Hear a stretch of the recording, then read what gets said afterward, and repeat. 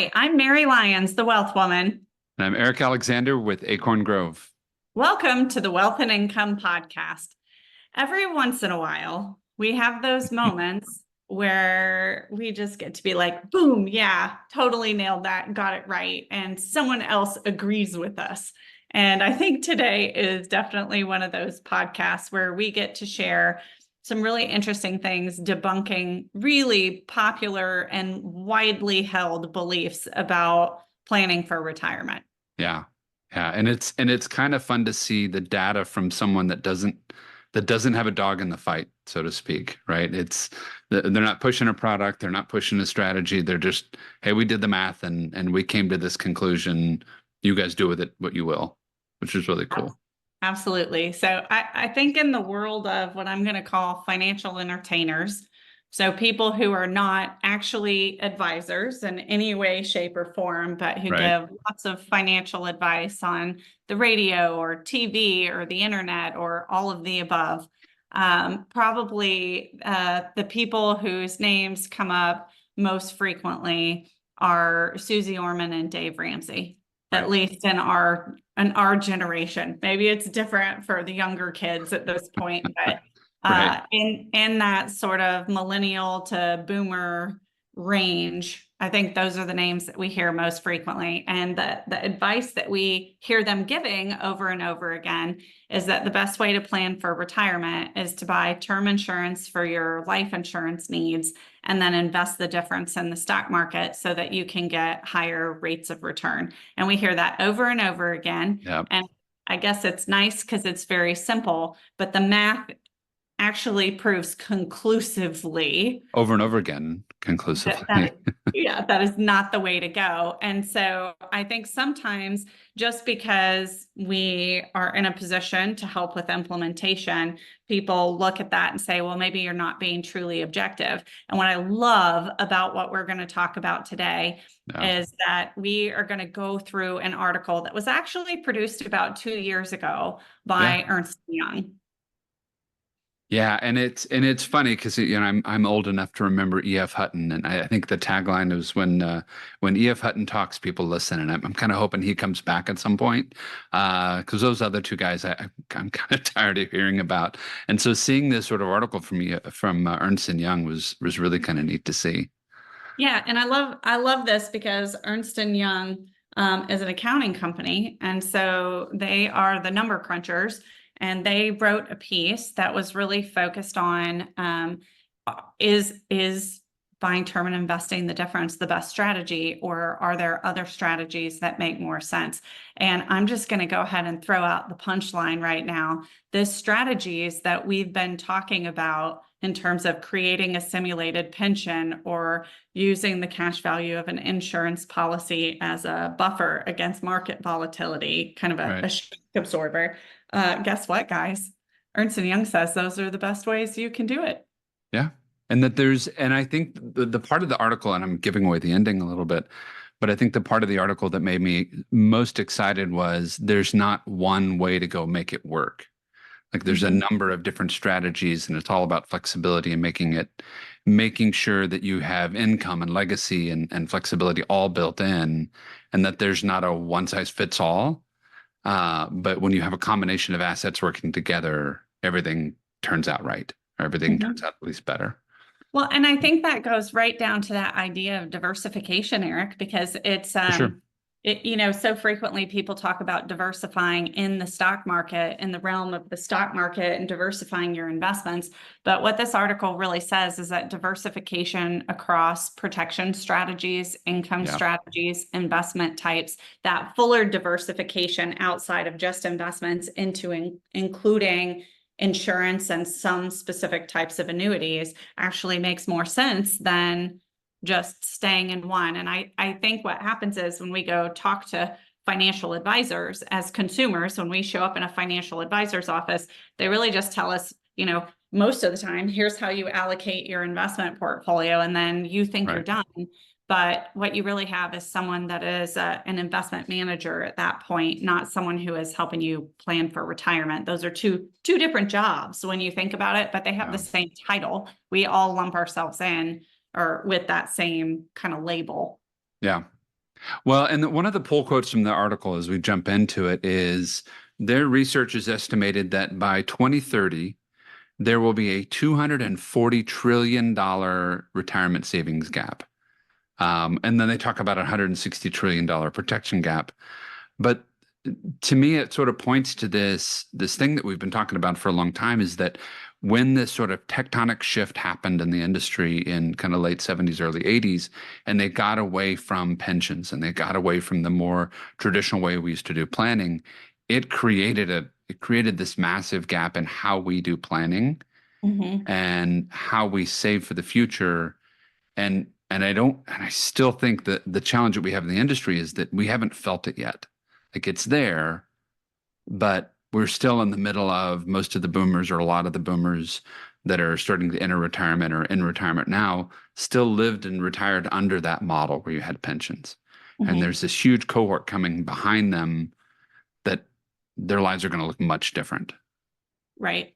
Well, and I think when you look at, I always like to know the data, but then I want to know, what does this actually mean for me? Right. That's the way I like to look at this. So if we think about a $240 trillion retirement savings gap, that says that people are not saving enough money to Right. maintain their lifestyle when they actually get to a traditional retirement age of 65 to 67.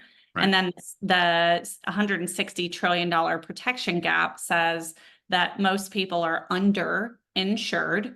Yep. And if they were to pass away generally early, that their family would not be able to maintain their lifestyle. And I think we see that all the time. I mean, how many Yeah. times do we see a GoFundMe, unfortunately, Yeah. when somebody passes away? And this is also a fixable problem. It's just not a fun one to actually have to address or fix. And so I think the part of the shortage on the retirement savings side of things, the key there is that if you don't have enough money anyways, efficiency of income creation Yep. is absolutely one of the most important things that you can focus on, because if you only have a certain amount of money to save, you need it to produce reliably and safely as much income as possible when you're ready to retire, as opposed to just thinking about how you build up a lot of cash. And I think the disconnect for most people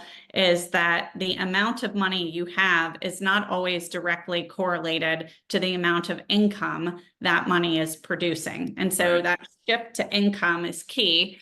But I also think when you look at the retirement savings gap and the insurance gap together, the strategies we teach create more efficiencies for income and help shore up a lot of the protection gap as well.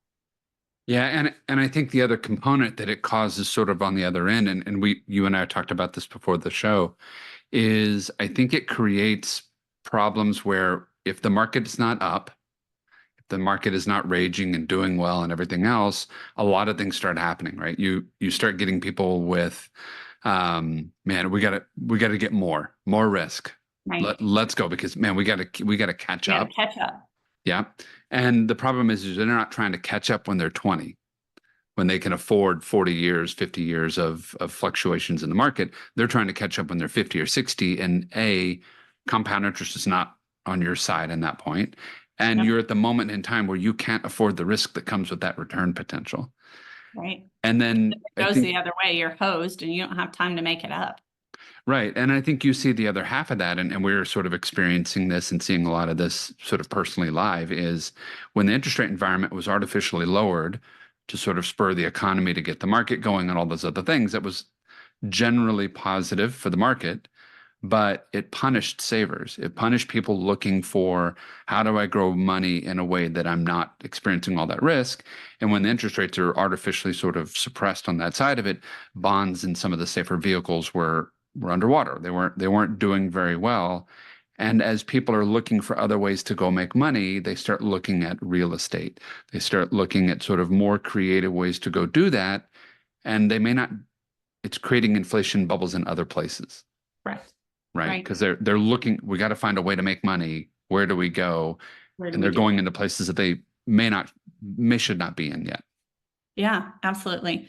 So So let's talk about where this article goes next, because they sort of identify that there is a problem, right? Right. And I think you've hit that even at a deeper level than what this article hits on, which is, not only do you have a problem with income creation and the shortfall, but now people are getting into other types of investments that they might not be ready for. And Yeah. and I think you hit the nail on the head talking about real estate, because we've actually seen that with kind of a group of real estate investors that keep showing up in our world, where maybe they've done some online education and they feel like, hey, I'm ready to do this, but they Right. don't even know how to do the math on whether a property is a good investment or not. And so definitely it's like they've been sold, this is going to solve your problems, but they don't understand the mechanics of how at a very deep level, because sometimes the math is fairly complicated.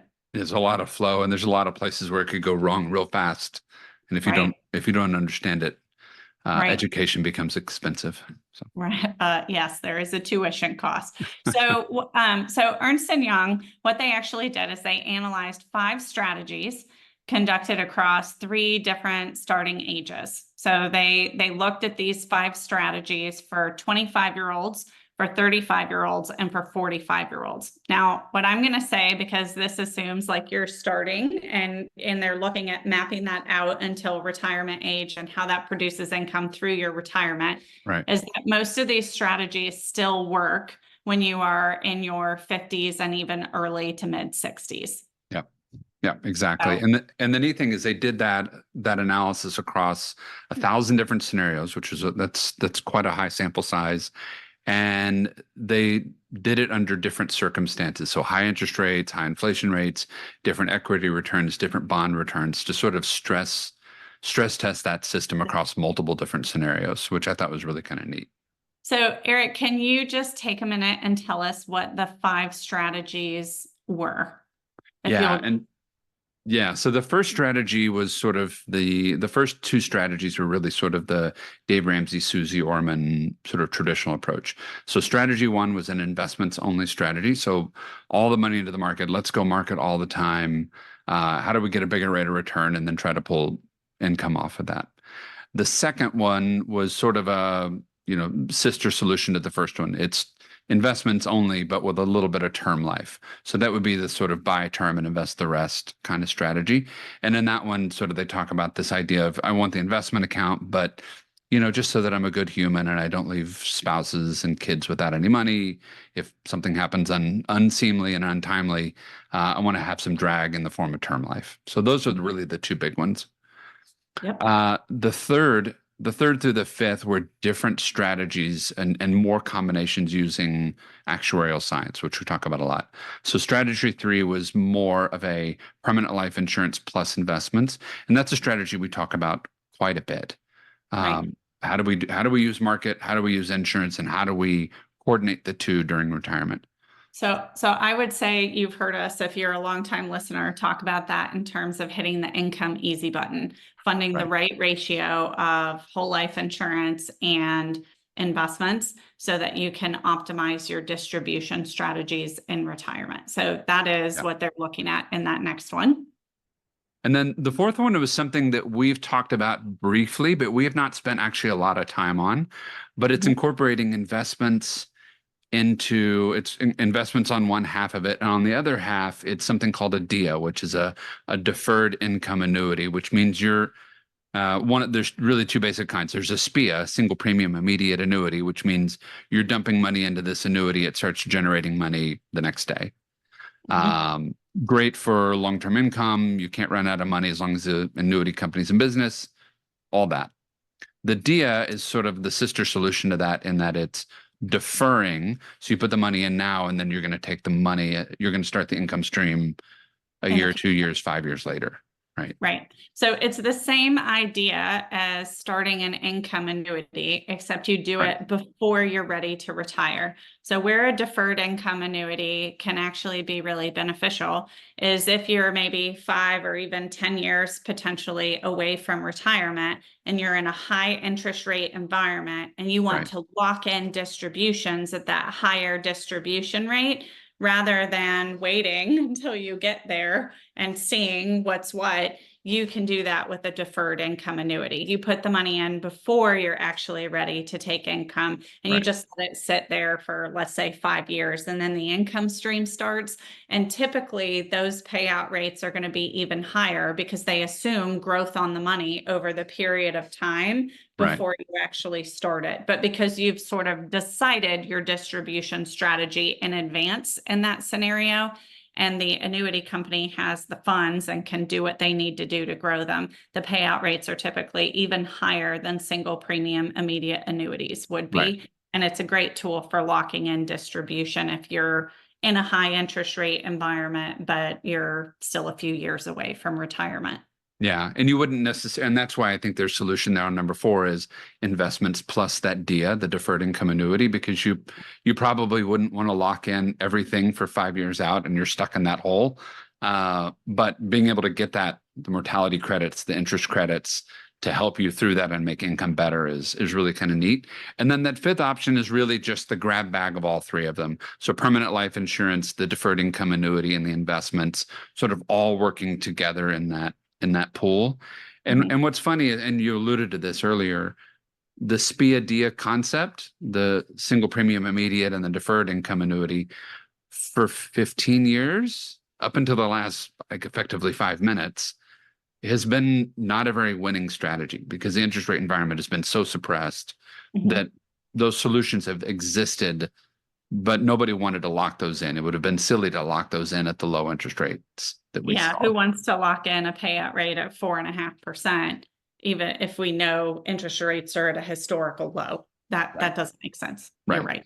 But and that's the fun part about this gig, I think, to some extent, is that as the environment changes and certain the economy components change, other solutions that have been sort of dormant in the parking lot for 10 years are all of a sudden, oh yeah, I forgot about that thing.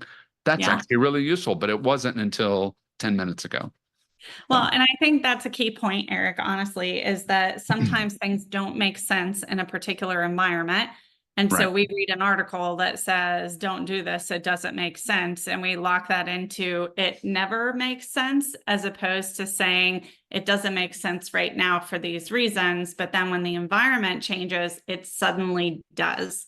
So I think we have to remember too, that if you're reading an article and it says, don't ever do this, and you're thinking about it, it doesn't mean it's a bad idea. It just means it might not make sense in that particular environment. And I think being able to break those two things apart and see the difference is very important, because we all have a tendency to be like, oh, this is on my to-do list. Then we do a bunch of research and come to our conclusions, and then we put it away because we've dealt with it, and we don't get it back out and put it back onto our to-do list, because who the heck wants to do that? And I think the reality is every couple of years, you have to look at all of your assumptions about what works and what doesn't, and think about, is the environment I'm in different at this point in time? Well, and not to give Dave Ramsey any credit, because I just have a hard time doing it. He But I does think some good work. He he gets does some people actually out good of work. debt. He gets them living within their means. I know. I rail at him sometimes, but in reality, he actually does a lot of good work. But I think when I look at his strategies, I think through that lens that you just talked about in a couple of ways. One is, if I think about his audience, I think some of the strategies that we're talking about may not be appropriate for them. Right? If I'm thinking through, hey, I'm up to my eyeballs in debt, I got to do blah blah blah. Okay, yeah. Some of these things that we're talking about may not be appropriate right now. Like you can graduate into these strategies, but if you're having trouble paying your daily bills and your lifestyle is more than what you're actually earning, you got to get control of that before you can do any of the things we talk about. And I think the old way that the industry had been producing life insurance and designing life insurance and selling it was not as efficient as it should have been. And it was sort of geared towards the advisor needed a paycheck, and it wasn't really the best design for the client. And I think as we've evolved and as we've gotten smarter and as the designs have gotten better and more efficient, to your point, we haven't pulled it back off the shelf and said, okay, well, but the new version of this, or the better way to go do this, is it appropriate now, or is it still crap? And I think he said, nope, it's crap. You're never going to convince me it's not crap. Yeah, I would agree with that. So there's a couple of kind of bolded points in this article, which I think we should hit on at least at a high level. So do you want to just kind of go through them in order, or what do you want to do here? Yeah, and I think there are a couple of points, especially on that first one, and this idea of, permanent life insurance plus investment strategies. And one of the things they talked about in the article, and it's a fairly short read, it's a 5 or 6 minute read, so and it's fairly light as far as it's not going to beat you to death with 1,700 It's written charts. for the layperson. Yeah, yeah. So one of the things they talked about is protection. Permanent life insurance tends to provide better returns over fixed income in long run scenarios, which I thought was like nobody has talked about that, at least in the broader public. And I think the reason that it's doing that, and we've talked about this idea of the super bond, is we basically have a bond fixed income like portfolio, but without the Interest rate the risk. timing and the interest rate risk, right? But then it goes on in that paragraph, and it says the really neat part about that is it acts as a buffer against market volatility. And this is something we've talked about for the last 2 years, and Yeah. sort of beating you to death with it. But it was sort of nice to see that it's not just it goes the volatility, but the way it's producing that return is Mhm. actually a more efficient bond. And so you Right. still get that defense built into your portfolio.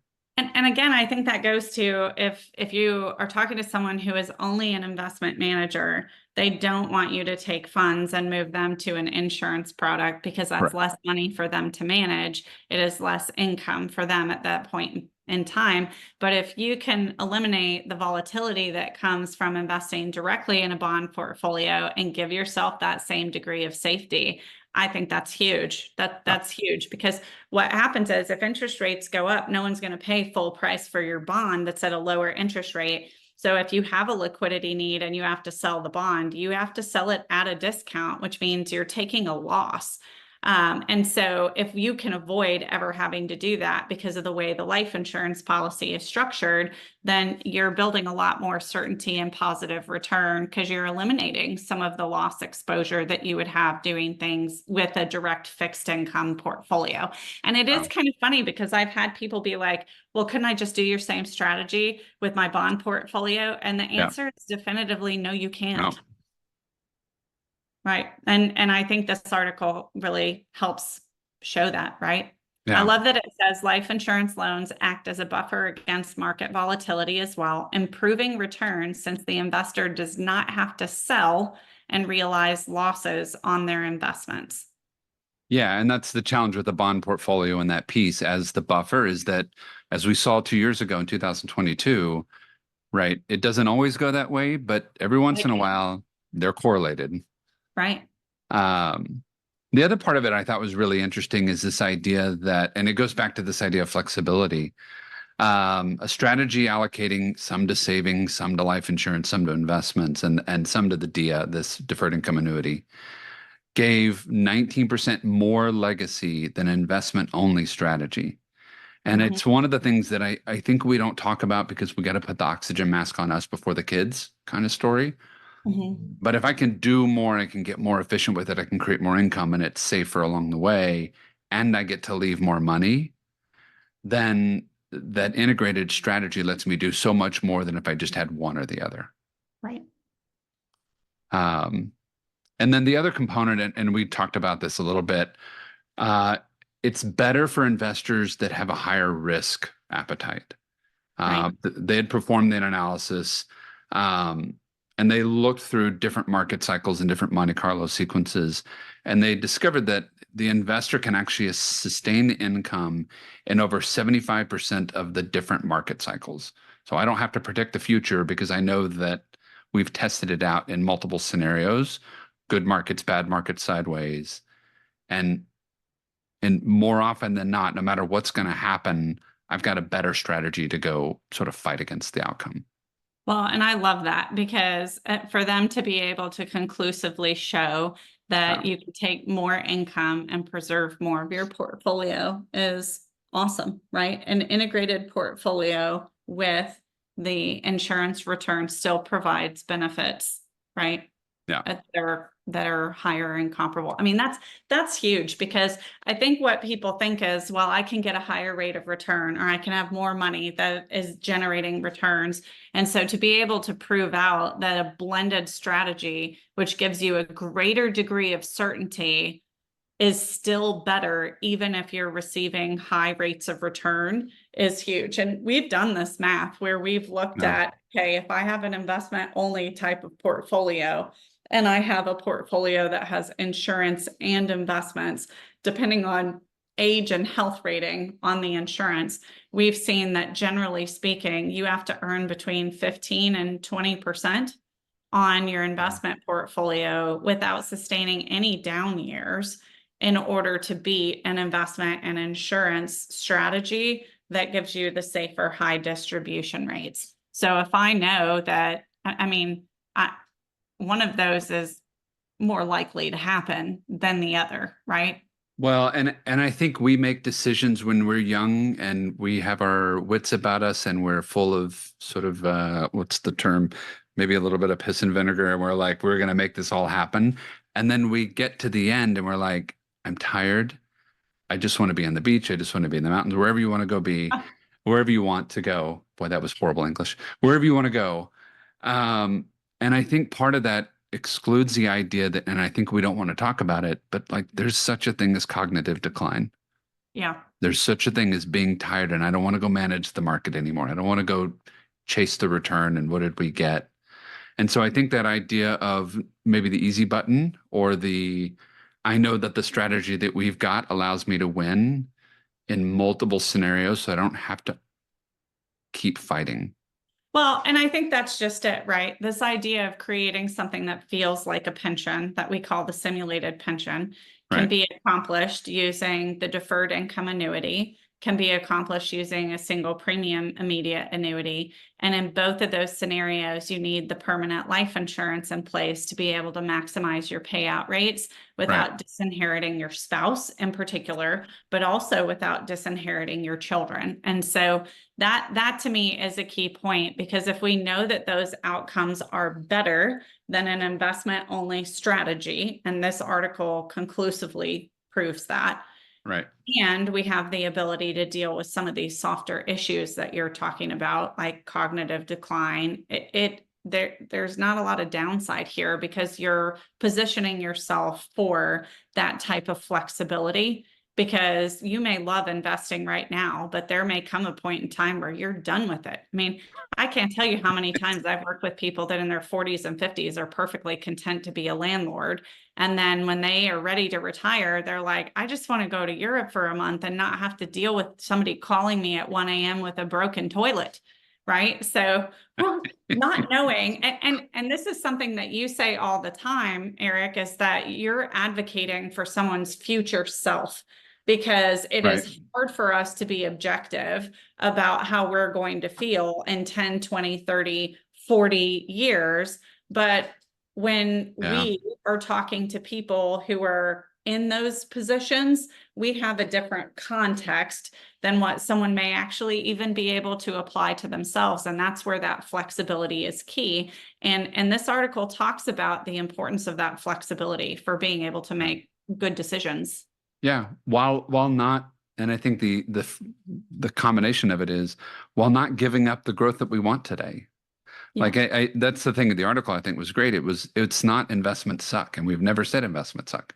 I want to make big rates of return everywhere I can. I just want to set myself up so that later on, it's not the only thing I'm relying on. Right. So I want to hit on this kind of last point in the article, because this one is huge, because we just talked about 25, 35, 45. But the last point that the article makes is that allocation of up to 30% of annual savings and up to 30% of total wealth at age 55 to both permanent insurance and annuities may be appropriate when optimizing both retirement income and legacy value outcomes. So think about that. That's roughly a third of what you have built or what you are building going to insurance and annuity products to give you better outcomes. And I think sometimes people see that and they're like, oh my goodness, I'm having sticker shock because they've had none of it. And then all of a sudden they're like, I'm going to move how much over here? And it's almost scary. But if you think about it in terms of timeline, in order to balance investments and insurance when you were just starting at the very beginning looks one way. And if you are trying to balance insurance and investments where you are overloaded on the investment side and trying to catch up on the insurance side, that takes a very different contribution in order to get you where you need to go to optimize your outcomes. Yeah, that seesaw is hard to balance sometimes. Yeah. So we'll put the article in the show Yep. notes for anybody who wants to read it. And if you were looking for Eric, where can they find you, sir? At Economics with Eric, wherever you social media. How about you, Mary? At The Wealth Woman. We'll see you next time. Thanks for joining us.